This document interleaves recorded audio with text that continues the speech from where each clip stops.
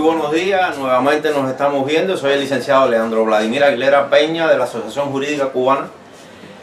Pues el tema que vamos a tocar hoy es un tema muy importante dentro del derecho en Cuba, es específicamente sobre el derecho laboral, el Código de Trabajo. No vamos a estar haciendo críticas ni señalamientos, ni vamos a analizar el código como tal. Lo que vamos a hacer es un estudio comparativo de las normas de la OIT, la Organización Internacional del Trabajo, con lo que establece el Código del Trabajo. Para esto, primeramente, vamos a hacer un pequeño bosquejo histórico de un minuto sencillo de qué cosa es la Organización Internacional del Trabajo. La Organización Internacional del Trabajo es una organización especializada del sistema de las Naciones Unidas, fundada en el lejano año de 1919, o sea, ya estamos casi a cumplir un siglo de la misma, que regula todos los derechos inherentes al trabajador y la protección de los mismos. Está integrada actualmente por 188 países y se han dictado para el mejor desarrollo de sus funciones una serie de convenios y normas, estatutos que han regido durante todos estos años la vida de la organización para la defensa de estos derechos de los que estábamos hablando. Quiero hacer una salvedad. El que los Estados miembros no hayan firmado estos convenios o estas normas no implican que no son de obligatorio cumplimiento para ellos. O sea, no son vinculantes. Aunque el Estado no haya firmado estas normas, es de obligatorio cumplimiento las mismas. Primeramente vamos a hablar del derecho a la sindicalización, el derecho a formar organizaciones sindicales. Este es un derecho que hasta cierto punto es un poco ideologizado. ¿Por qué lo decimos? Porque en cada país los sindicatos responden casi siempre a un partido político, y tantos partidos políticos haya, tantas organizaciones sindicales existen. Por eso en Cuba existe una sola central de trabajadores, porque estamos en un sistema de un partido único. Ahora, la OIT establece que este derecho es un derecho libre, que los trabajadores libremente, por profesiones, por afinidades, se pueden organizar en sindicatos. En Cuba esto no se lleva tanto así en esta forma. ¿Por qué? Porque en Cuba se hace más por ramas laborales y no por profesiones. Por ejemplo, la salud. La salud, hay un sindicato de la salud, pero puede haber un sindicato de médicos, puede haber un sindicato de enfermeros, puede haber un sindicato de técnicos que al final tienen disímiles intereses, disímiles inquietudes. Este derecho es un derecho fundamental refrendado en uno de estos convenios que ya hablamos, firmados por la OIT, por los Estados miembros, y que es de obligatorio cumplimiento en todos los países. Otro derecho de los que estamos hablando es el derecho a la igual remuneración de acuerdo al trabajo que están realizando. Y cuando hablamos de igualdad tanto entre hombre y mujer, como igualdad dentro de las profesiones. Y no discriminación, no solo por la profesión. Discriminación, estamos hablando de discriminación por razón de raza, por razón de sexo, por razón de género. O sea, que todos que tengan la misma calificación, no importa si es hombre, no importa si es mujer, no importa si es negro, es blanco, no importa su orientación sexual, todos tienen que recibir la misma remuneración con un salario mínimo, que nuestro Código Laboral también recoge el salario mínimo, con todas las salvedades que conocemos que existen en nuestro país. Otro de los derechos que están refrendados en estos convenios de la OIT, que se recogen en el Código Laboral cubano, es lo referente a la negociación colectiva, o lo que conocemos en Cuba como convenios colectivos de trabajo. ¿Qué cosas son los convenios colectivos de trabajo? Bueno, los convenios colectivos de trabajo no son más que negociaciones entre el empleador, en Cuba administración, y el trabajador o los representantes de estos, que son los sindicatos. ¿Para qué? Para refrendar en acuerdos todos los intereses y derechos que son inherentes a un trabajador. El derecho al salario, el derecho a las vacaciones, el derecho a la protección de la salud, el derecho a la superación, el derecho al descanso diario, semanal, las vacaciones anuales pagadas. Todos estos derechos se refrendan en este convenio colectivo de trabajo, que son firmados una vez al año y se pueden ir ratificando o se pueden ir modificando.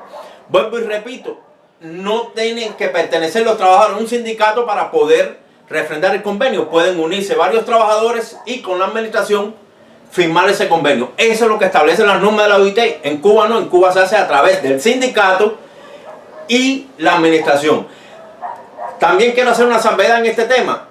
La OIT recoge un convenio completo con una gran cantidad de artículos en este tema. En Cuba en solo 8 artículos se recoge el convenio colectivo de trabajo. Pienso que es un poco reducido por toda la dimensión y por todos los elementos que integran o que deben integrar un convenio colectivo de trabajo. Tenemos también el trabajo infantil. ¿A qué nos referimos cuando hablamos de trabajo infantil? En muchos países, principalmente en países de vía de desarrollo, de América Latina, de África y de Asia, existe la explotación de los trabajadores, en este caso los niños, donde existen niños trabajando en minas, trabajando en la agricultura, trabajando como domésticos, y ahí no vemos más que explotación forzosa, esclavitud todavía en pleno siglo XXI con respecto a este tema. La OIT estableció normas mínimas para la incorporación al trabajo, o sea, como edad laboral. Ella establece 15 años atendiendo a que esta es la edad donde el niño termina el nivel medio de escolarización. Ahora, hay excepciones de países en vía de desarrollo que no tienen las condiciones políticas, sociales y económicas para que el niño estudie hasta los 15 años y se acepta 14 años. O sea, esto es un diapasón un poco abierto, pero al menos que llegue a la edad mínima de escolarización, que son los 15 años. En Cuba la edad mínima la tenemos en 17 años, pero no obstante, atendiendo a condiciones personales, las escuelas de oficios, el aprendizaje, las condiciones económicos sociales, excepcionalmente se puede aprobar, siempre con un seguimiento de los órganos encargados de este asunto, un seguimiento para muchachos que tengan 15 o 16 años, se le puede aprobar su incorporación a la vida laboral.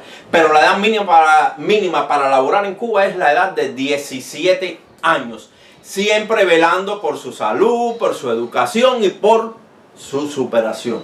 Este tema de disciplina laboral en Cuba es un tema muy sui generis. En el resto del mundo capitalista, la relación laboral se establece a través de contratos de trabajo, igual que en Cuba. Pero en estos países los contratos están sujetos al sistema judicial. ¿En qué me refiero? ¿Qué quiero decir con esto?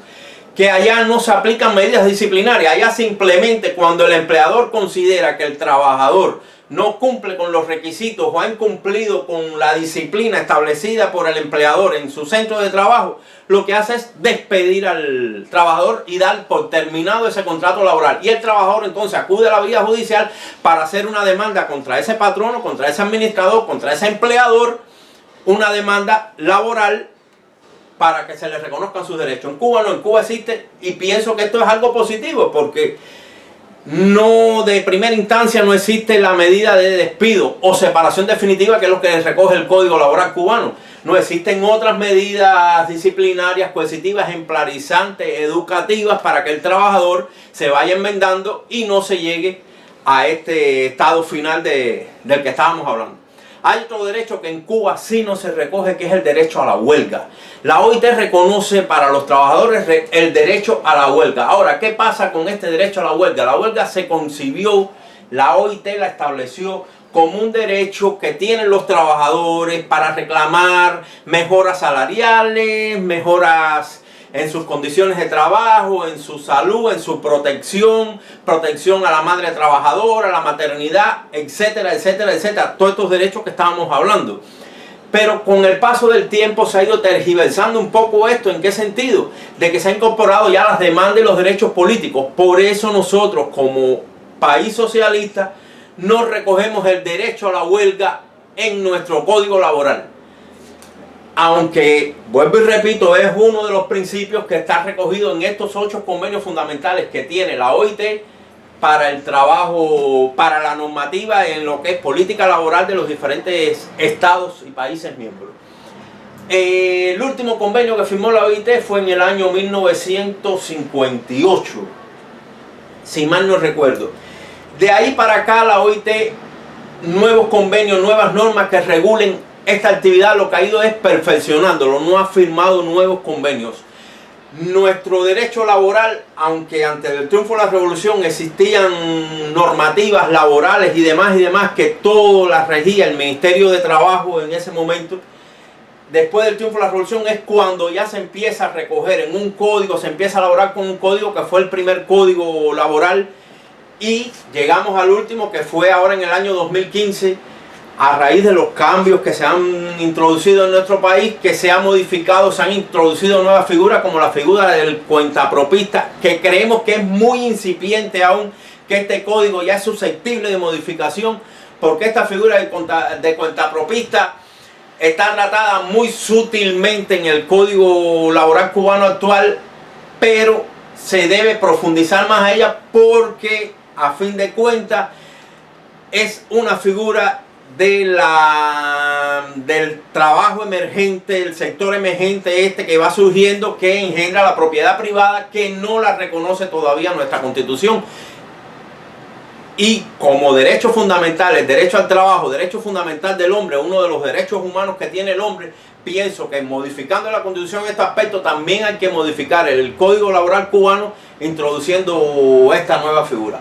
Como vemos, Cuba cumple bastantes estas normas de la OIT, bastante las cumple, atemperadas las condiciones nuestras de país socialista, país en vías de desarrollo, y creemos que es un código bastante avanzado comparado con otros códigos en América Latina, por ejemplo el código de Chile, el código de Argentina, que son unos códigos también bastante avanzados por el nivel de desarrollo que tienen estas sociedades, pero el cubano, a pesar del subdesarrollo de Cuba, es un código bastante adelantado en estos temas, se recogen bastante estos principios, estos derechos de los trabajadores,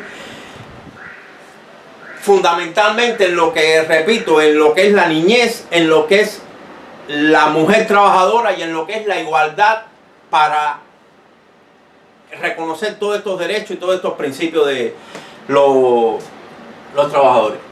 Bien, hasta aquí hemos visto las normas principales de la OIT referidas o recogidas por el Código Laboral cubano.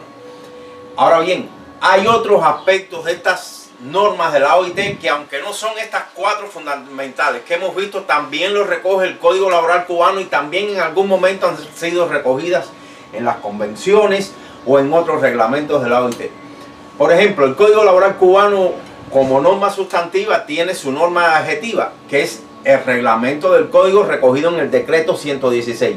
Este reglamento es el que va a implementar todos estos derechos de los trabajadores recogidos en todas estas convenciones, reglamentos y normas dictadas por la Organización Internacional del Trabajo. Y voy a poner un ejemplo que lo vimos anteriormente, el ejemplo de la edad límite para laborar. Habíamos dicho que esto no es uniforme para todos los países, y la OIT da esta prerrogativa de que pueda ser manejado por cada país, atendiendo a las características propias de desarrollo y demás que tiene cada sistema. En Cuba, por ejemplo, la edad mínima laboral es de 17 años, como habíamos dicho, pero excepcionalmente, atendiendo a las condiciones de la familia, al entorno en que se desarrolla, etcétera, el Estado excepcionalmente puede aprobar que jóvenes de 15 y 16 años puedan insertarse a la vida laboral, siempre aprobado por las direcciones respectivas de trabajo, y fundamentalmente tiene que estar aprobado por sus padres, por ambos padres. No basta el consentimiento de un solo padre, se necesita el consentimiento de ambos padres para que el joven de 15 o 16 años se pueda insertar a la vida laboral. También estábamos viendo respecto a los contratos de trabajo. Decíamos anteriormente que en Cuba existe un reglamento disciplinario que no existe en los códigos de otros países. En los códigos de otros países, los trabajadores contratan directamente con el empleador, restablecen la relación laboral a través de un contrato con el empleador, y el empleador es el que va a decidir si quiero o no quiero que esta persona continúe, ya sea por violación, ya sea por que no califica técnicamente como yo deseo que califique para desempeñar la labor o el puesto, y simplemente lo que hago es cerrar el contrato de trabajo. Aquí en estos países capitalistas donde existe este sistema, que es la mayoría del mundo, los trabajadores lo que van a la vía judicial a través de los tribunales y demandan a esta administración si se consideran que han sido violados sus derechos. En Cuba no, en Cuba existe escalonadamente un régimen disciplinario, como habíamos dicho, donde se aplican diferentes medidas disciplinarias hasta llegar a la separación definitiva. Esto está recogido en los convenios colectivos, está recogido en los reglamentos internos y está recogido en el Código Laboral cubano. Hasta aquí ya hemos visto las principales normas de la OIT, cómo se reflejan en Cuba y otros aspectos de las normas de la OIT. Esperamos que con esta conferencia hayan entendido, hayan comprendido bien estos temas. Estos son aspectos bastante amplios, tienen más aristas por donde se debe investigar, pero bueno, hasta aquí son los aspectos fundamentales de las normas de la OIT o lo que más hincapié hace la OIT, que deben ser recogidos en los códigos respectivos de cada país. Si quieren profundizar en algo, alguna pregunta que quieran hacer, pues aquí estamos. Sí, letrado, por favor, yo tengo una pregunta. Usted tocó de cierta manera lo de las bolsas empleadoras hace un ratico. Bien. Que son las que asignan a los trabajadores a determinados puestos de trabajo. En el caso de Cuba existen esas bolsas. La pregunta concreta es la siguiente. ¿Estas bolsas se contemplan de alguna manera, de alguna forma en las normas de OIT? ¿Existe esto en OIT? Hasta donde tengo entendido, en la OIT no se recogen estas bolsas empleadoras. Hasta donde yo he podido investigar, hasta donde he podido conocer de todas estas normas de la OIT. Esto es un caso específico de Cuba y no sé si en otro país se recojan también estas bolsas empleadoras, pero en las normas de la OIT como tal no se recogen. Basta solamente la calificación del trabajador, basta solamente el nivel educacional, el nivel profesional, para que ya sea de interés de contratación de cualquier empresa o empleador. Bien, yo también tengo una preguntita. Las normas de OIT aceptan la huelga como un derecho de los trabajadores en todo el mundo. Ahora bien, la pregunta es, ¿en Cuba se reconocen estos derechos? No. Como ya dijiste, la norma de la OIT sí recoge la huelga como otro derecho inherente al derecho del trabajo de los trabajadores, valga la redundancia. En Cuba no está recogido. Ahora, ¿cuál es mi criterio? ¿Por qué pienso? Se entiende que las huelgas, y así lo recoge la OIT, las huelgas es para reclamar mejores derechos, ya sea derecho al salario, un mejor salario, derechos económicos, derechos laborales, seguridad, derecho a la maternidad, o sea, derechos laborales como tal, que es lo que se recoge en todas estas normas de la OIT. En Cuba, como somos un país socialista, se supone que ya todos estos derechos están refrendados en el Código del Trabajo. El derecho al trabajo, el derecho al salario, el derecho a la edad mínima, el derecho a la maternidad, a la seguridad, a la protección y salud. Por lo tanto, el Código Laboral cubano no recoge el derecho a la huelga. Bien, una preguntita más. Es la siguiente. La Constitución cubana habla de un salario decoroso para los trabajadores. Ahora, ¿el salario promedio en Cuba podría considerarse como tal? No. Esto creo que es bastante conocido. En Cuba el salario no cubre la canasta básica mínima. Y no estamos hablando de la canasta básica de la norma, lo que nosotros conocemos por la libreta. No, esa canasta sabemos que no cubre hasta si acaso una de la tercera parte del mes. Pero hay que ir a comprar en otros establecimientos donde el salario evidentemente, aún con todos los incrementos que han existido en algunos sectores de la economía, el salario no basta para acceder a esta canasta básica, para satisfacer las necesidades. Y aquí yo sí creo que se incumplen uno de los requisitos que establecen todas estas normas de la OIT, que es cubrir las necesidades básicas de la persona. Y el salario en Cuba yo considero que no cubre las necesidades básicas de la persona, por todas las condiciones y características que tiene nuestro país, que ya eso sería tema de otro trabajo. Doctor, otra pregunta, por favor. La parte del salario que no se retribuye, la que no se retribuye a los médicos cubanos en Venezuela, se dice que asciende hasta un 80% de esa asignación que el gobierno venezolano hace a los médicos cubanos. De ser así, ¿cuál es su criterio sobre esto? O sea, que el 80% no llegue al médico que está allí trabajando. Mire, el caso de los médicos es el caso más conocido. El caso del principal servicio que Cuba presta en el mundo como un bien exportable, el servicio de la medicina. Ahora, todos estos convenios que Cuba hace, y llevando específica al caso de Venezuela, son convenios entre gobiernos, no son entre el médico y el hospital o el empleador, son entre gobiernos. Esto debe ser un criterio manejado por el gobierno, por qué hace esto, por qué retribuye este salario. Y yo pienso que aquí se debe manejar parecido a lo que se hace ahora en estos momentos con los deportistas. Con los deportistas, que es otra también esfera de exportación de servicios. Anteriormente existía este mismo sistema, 80% para el gobierno y 20% para los deportistas. Con el paso del tiempo ya esto ha variado y siempre interviniendo el órgano rector del gobierno, en este caso es el INDER, pero ya el deportista contrata directamente, él mismo firma el contrato con los clubes de los diferentes clubes del mundo y ya esto se ha revertido. Ahora es el 80% para el deportista y el otro 20% es el que se reparte entre el gobierno y su entrenador. Con los médicos pudiera suceder lo mismo, pero vuelvo y repito, ya estos son convenios entre gobiernos. Bueno, muchas gracias por haber participado en esta conferencia sobre derecho laboral y las normas de la OIT. Nos veremos en otra con otro tema y muy buenos días.